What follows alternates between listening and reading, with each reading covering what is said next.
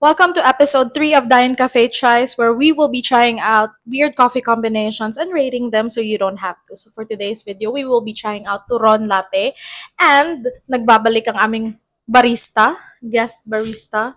Say hi to the vlog. So we have prepared all the ingredients. So first, we need a glass, sweetened banana. This one, we made this in-house. Wow, in-house. Parang jam sa ilalim. Ice.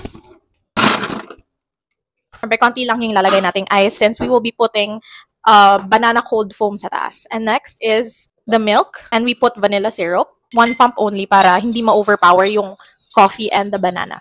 And then stir it well. Next is 2 shots of espresso. Last one, hindi pala, second to the last, is banana cold foam. And last but not the least, para sa design and a little bit of crunch, the banana chips. Also, we made this homemade. Shop-made.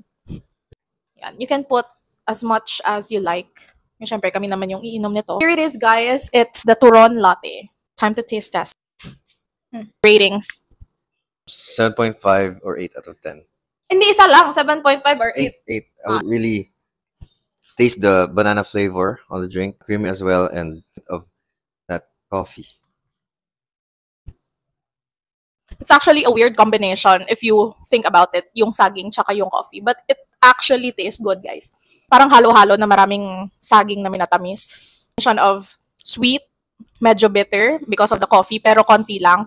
Creamy, kasi dun sa cold foam. It's nice that the banana taste doesn't overpower the coffee at all. Medyo maganda yung balance nila. So I would rate this drink maybe an 8. Masarap talaga siya. And this is the second time that we have rated a weird drink, na masarap talaga. That's it for our episode 3 of Diane Cafe Tries. And if you want to see us make more weird coffee combinations, just comment down below and see you on our next vlog.